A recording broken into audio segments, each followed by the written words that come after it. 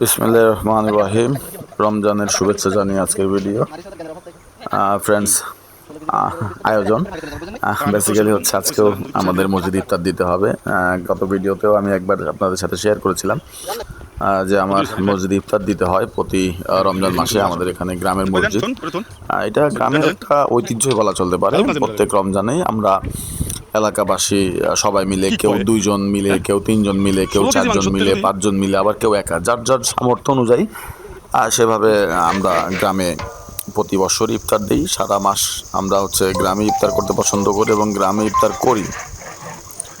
গ্রামে ইফতার পছন্দ করি আমরা মুরব্বী যারা আছে সবাই গ্রামে ইফতার করে। তো তারই কি বলে অনুসারে আজকে হচ্ছে আমার ইফতার দেওয়ার পালা। আজকে ইফতার দিতেছি। তো গতকালকে হচ্ছে এর আগের বার যে আমি ইফতার দিয়েছিলাম সেটা একটু ডিফারেন্ট আইটেম দিয়েছিলাম। আজকে অবশ্য সবার অনুরোধে বা নিজস্ব ইচ্ছা থেকেও তেহারি দেওয়ার পালা। আজকে মসজিদে তেহারি দেবো, দেখতেই পাচ্ছেন ইন্তজাম চলতেছে। আমাদের প্রসিদ্ধ বাবুর্চি এই অঞ্চলে সাইদ কাকা, অনেক কষ্টে তার শিডিউল অ্যারেঞ্জ করতে হয়, তাকে ম্যানেজ করলাম। সারা রোজার মাসে উনি প্রচণ্ড পরিমাণে ব্যস্ত থাকে, কারণ আছে প্রতিদিন 2-3 জায়গাতেও রান্না করতে হয়। তো ওনার হাতে রান্না খুব প্রসিদ্ধ, তাই আর কি ওনাকেই হায়ার করা।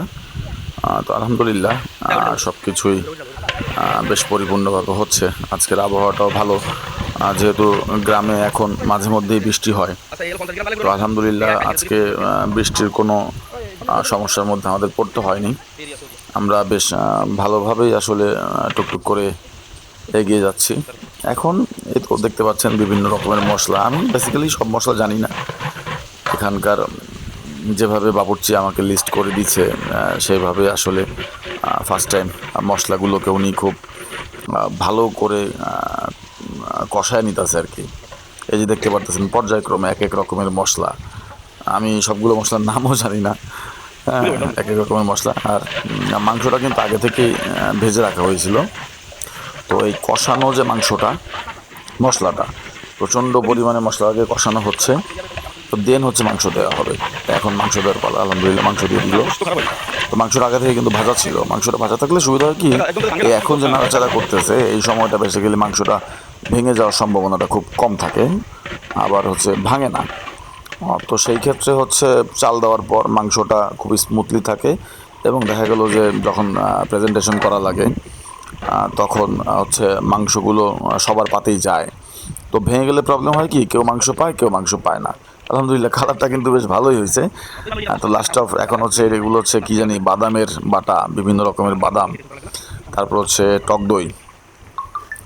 এরপর মাংস দেওয়ার পরে কিন্তু এগুলো দিচ্ছে। তা আমি সারাদিনই টুকটাক ওনার সাথেই ছিলাম, দেখলাম কীভাবে কী করে। তো বেশ ভালো ওনার হাতের। আর এই যে দেখতেছেন সসটা দিল, এই সসের একটা মহত্বতা আছে, সেটা হচ্ছে এই সসটা আমার নিজের ফসল। আল্লাহর অশেষ রহমতে আমার কাছে যে টমেটো হয়েছিল সেই টমেটো থেকে এই সস করা, একদম অথেন্টিক পিওর, কোনো কেমিক্যাল নেই। তো এটা হচ্ছে সেকেন্ড পার্ট।